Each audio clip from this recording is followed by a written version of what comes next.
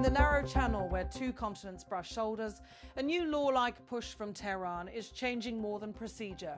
It is reshaping who holds the keys to a strategic artery of the global economy. Iran's parliament has been debating a formal framework to assert military control and set the rules for transit through the Strait of Hormuz, a corridor that under normal conditions carries roughly 1/5 of the world's oil and a comparable share of seaborne LNG.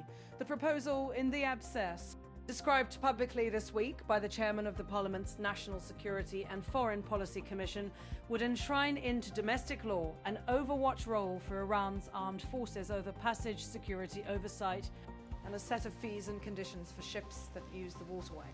That 11-point plan, presented as a way to regulate safety, collect revenue, and assert sovereignty over navigation routes, is being sold at home as a measure to protect Iran's national security and to codify practices to her.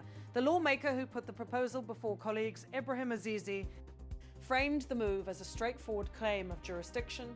Iran, by virtue of geography and national interest, will decide the rules of passage. In public comments this month, he has insisted the Strait's governance is determined by the Islamic Republic of Iran, not social media posts, and said the plan draws on constitutional authority to designate the armed forces as the enforcers of transit rules. Those remarks underline the political logic inside Tehran, convert ad hoc military control into a legal structure that can survive the vagaries of executive signaling or battlefield. The new FRAN work would give the military the power to bar ships linked to countries Tehran deems hostile. It would set mandatory transit fees to be paid in Iran's currency, and it would create routes and permits to be policed by naval and paramilitary forces. Lawmakers portrayed these provisions as both a revenue measure and a sanction-proof mechanism for commercial dealings, a way to extract value from Iran's geographic leverage while limiting exposure to foreign banking controls. The rhetoric and the mechanics alike signal a long-term strategy to make the Strait's commercial life subject to Iran's domestic law and command. Pressed far.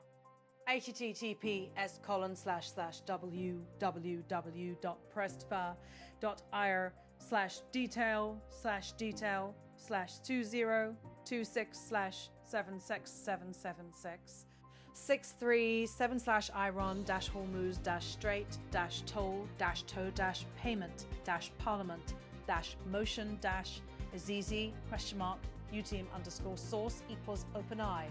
The timing is consequential. After weeks of intermittent closures, Iran declared a partial reopening of the Strait to commercial traffic on April 17, a move that briefly eased market pressures and was hailed by some negotiators as a step toward diplomacy. Yet parliamentary activity now suggests Tehran intends to keep a sustained wartime posture at the mouth of the Gulf, even if for a moment it permits civilian shipping under tightly controlled conditions. That calibrated reopening did not remove the risk calculus. The Strait remains a place where oil, politics, and naval power intersect, and where rules can be rewritten overnight. I run ninsil.com/www.iran/on/202041.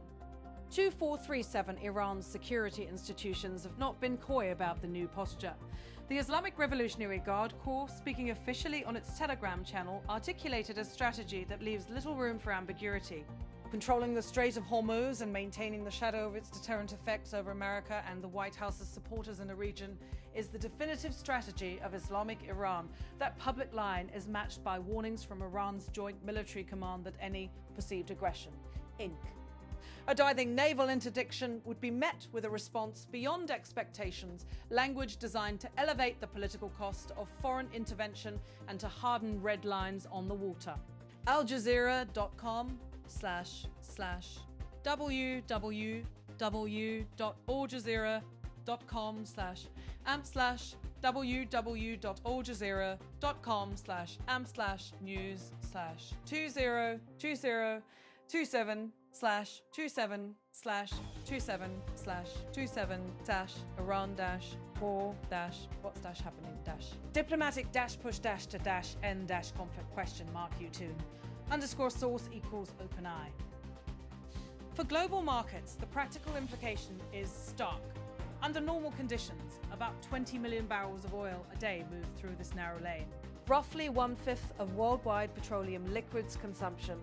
Even partial disruptions to that flow ripple through prices, insurance, and the logistics of nations and industries that rely on Gulf supplies. That is why moves to legalize control, even if captures domestic measures, are watched closely in capitals from Tokyo to London, where policymakers balance the need to keep ships moving with the imperative to avoid direct confrontation.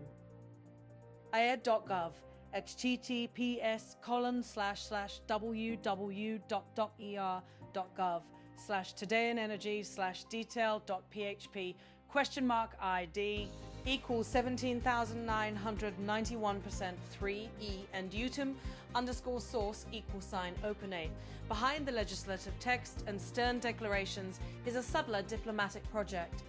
Tehran is reportedly in talks with neighbouring Oman and other littoral states to present new transit charges as legitimate service fees under international maritime practice. If successful, that argument could give Iran a veneer of legal normalcy even as it extracts revenue and control. If rejected, it would crystallize a conflict between domestic law and long-standing norms of freedom of navigation. Either way, the broader message is that geography can be turned into a sustainable economic lever when backed by legal edicts and military power. Tasnimuzayek, https://w.tasnimuz.ir/n/news/2/04/35747/Iranian-Antas MPS-reviewing-plan-on-strategic-management-of-Hormuz-Strait (Utime). The Strait's closure and Tehran's subsequent maneuvers have also revived older memories. But the region's most volatile eras, veteran analysts and naval historians point to the LEL 1980s tanker war, when mines, missile strikes, and reflagging convoys forced distant navies to shepherd tankers through contested waters. But the technical landscape has changed. Iran now fields more advanced missiles, unmanned aerial systems, and swarm boats, and a legal overlay in Tehran's parliament would allow those capabilities to be deployed under a claimed domestic mandate. What was once episodic harassment could become institutionalized control. The comparison is a sobering reminder that strategic choke points are not only physical bottlenecks, they are also rules contests. AlJazeera.com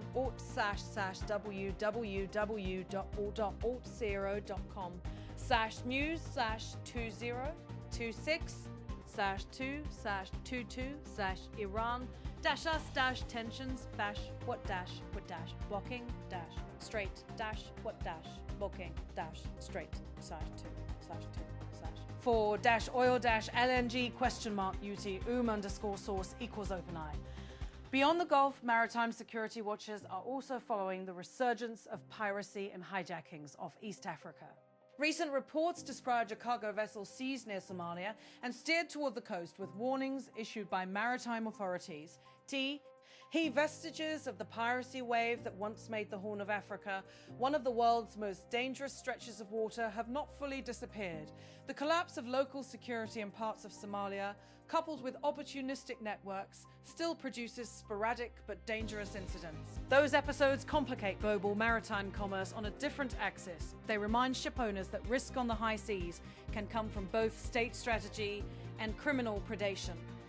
The UK Maritime Trade Operations issued a warning that read in part, the UK MTO has received a report of an incident 6 nanometers northeast of Gak, Somalia. It has been reported that unauthorized persons have taken control of a cargo vessel, which has been redirected to within territorial waters. The vessel had departed from Egypt and was heading to the Kenyan port city of Mombasa. It was not possible to verify how many people were on board the vessel. The human toll is immediate. Crew members become bargaining chips and salvage rescue. And naval responses must all be calibrated against the risk of escalation or prolonged standoffs. Solajazar.com 12/7/news/2/7/Iran-war-what's-happening-on-day diplomatic-push-to-n-conflict?UTIMAD_source=openeye. On the diplomatic front, the moment is one of motion and hesitation. Iran's Foreign Minister Abbas Araghchi has been crisscrossing regional capitals in a frenetic shuttle diplomacy aimed at keeping indirect talks with Washington alive while defending Tehran's red lines. Araghchi's visits to Pakistan, Oman and Russia were intended to build the space for a negotiated easing of hostilities, but those efforts hit a snag over the weekend when an American decision undercut the planned face-to-face exchange. President Donald Trump abruptly called off a trip by two of his top envoys to Islamabad, Jared Kushner and Steve Witkoff, who had been expected to participate in a mediated round of talks. Mr. Trump announced the stand-down in blunt-teeth Ram on social media and in interviews. appnews.com/apus.com/article/313I19F F21 8620IB 31C96EB38 368 !UTeam_source equals OpenEye. The president's public posture was unmistakable. President Donald Trump said, "We have all the cards." They have none. He followed that with a second line that left ambiguity about the next steps and the prospects for renewed diplomacy. President Donald Trump said, "We haven't thought about it yet," leaving the door open. But offering no clear direction, he also telegraphed that Washington's line of contact remained open in principle. President Donald Trump said, "They can call us anytime they want." Those statements, posted and amplified on social platforms and cable outlets, exposed a transactional logic. Diplomacy will proceed on Washington's timetable and only if Iran's offers meet a US threshold of advantage. The conflict, cbsnews.com/news/Trump-Kushner-Kushner-Witkoff-trip-mark/Trump-Cantal-can-rain-talks ? Iranian negotiators. The president's move was both an affront and a bargaining signal. Araghchi left Islamabad without meeting US. Voices planned and continued to Oman and on to Moscow, underscoring both the limits of an ad hoc mediation and Tehran's search for alternatives. Iranian statements suggested frustration with American inconsistency, even as they kept a channel open for indirect contact. The result is a diplomatic choreography in which both sides are signaling strength while testing whether the other will blink. AlJazeera.com https://www.aljazeera.com/news/2026/4/minister-leaves-foreign-minister-leaves-Ryans -more talks !UTeam_source equals OpenIA. On the ground, military messages have kept the temperature high. Iran's Revolutionary Guard framed control of the strait as a central national strategy and warned foreign forces that any attempt to constrict Iran's defense posture would be met decisively when such declarations come from a military body with wide blast.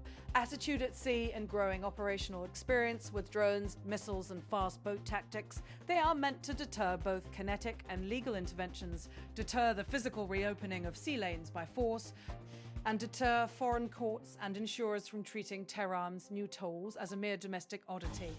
aljazeera.com/www.aljazera.com/an/1-1-1-1-5/9-1-1-day-5 diplomatic-push-to-n-conflict ? !UTeam_source equals OpenEye. This is a moment where law and force are being stitched together. A domestic law that claims the right to regulate the strait, backed by naval enforcement, creates a new kind of ambiguity. A vessel that accepts transit terms under a new Iranian regime could be seen by Tehran as lawfully passing, while the same move could be interpreted by other governments as coerced compliance with an unlawful blockade. Those contradictions are exactly what make the proposed law so consequential. It converts short-term coercion into a legal paper T. rail that can be deployed in future disputes over liability, insurance claims, and the legitimacy of port calls. Intelenews.com/lush double www.intelenews.com/IRAN-MP-plan-for-strategic-management-of-strait-management-of-strait. 221 UT_source equals OpenA. What happens next will be determined in 3 overlapping arenas. First, the seismic effects on markets. If transit becomes legally conditional and operationally contested, energy prices, insurance premiums, and supply chains will adjust. Some buyers will look for alternatives, others will pay premiums for security or reroute product entirely. Second, the diplomatic flows. Mediators from third countries will be tested to see whether they can translate tentative goodwill into binding guarantees that satisfy both Tehran's security demands and Washington's strategic concerns. Third, the military balance, forces on the water and ashore, will have to decide when to challenge, when to escort, and when restraint is the safer course. E-ick. Healthiest of those choices carries its own escalation calculus. IA.gov https://www.ei.gov/todayenenergy/detail.php ? IDEE ETA undue_source equals OpenAI. History shows that choke points are leverage. How states use them matters because leverage begets counter moves. If Iran succeeds in turning temporary control into an enduring legal framework, the world will be coping not only with a different pattern of naval operations, but with a new legal geography of navigation. If it fails, the immediate consequence will be a continuation of ad hoc coercion punctuated by flare-ups. Either way, ship owners, insurers, and the governments that rely on Gulf energy must plan on a future in which every passage through the Hormuz narrows is both a logistical exercise and a political act. This is not a story about inevitability, it is a story about choices. Tehran has chosen to codify control. Washington has chosen to keep diplomatic options open while leveraging military pressure. And third-party mediators from He region and beyond are trying to convert brinkmanship into a stable arrangement. For sailors crossing the channel, for sailors crossing the channel, for traders routing cargo, and for citizens at gas pumps far away, those high-level decisions are practical, costly, and immediate. In the coming days, watch for 3 signals: whether Iran's parliament advances the measure into law and how its text defines prohibited nationals and fee structures, whether naval incidents increase as enforcement steps up, and whether mediators can produce a written arrangement that links the Strait's access to verifiable concessions on other points of the wider conflict. Each signal will tell us not only how the waterway will be run, but what the next chapter of this crisis will look like: negotiated calm, managed containment, or a reversion to more violent contestation at sea. The conflict at adt.ps/on/middle-east/iran-s-parliament-committee-approved-strait-of-hormuz-toll-plan-creating 85878 ? UTIM_source equals OpenAI. For now, the B. Gulf is a patchwork of legal claims, military postures, and fragile diplomacy. The words that travel fastest are not statutes but signals: a lawmaker's bill, an IRGC telegram, a president's social media post, a maritime advisory, a minister's shuffle to a foreign capital. They are the vocabulary of a conflict that reaches every deck, pipeline and refiner, that relies on the Strait of Hormuz. The question for the coming weeks is whether those words will be enough to avert a deeper clash at sea, or whether they will become, by design or by accident, the rules of a new and harder maritime order. Prestfear. https://www.prestfear.irs/detail/2/7/76/776767 637/Iran-Hormuz-Strait-Toll-Payment-Parliament-Motion-Azizi ? UT_source equals OpenAI.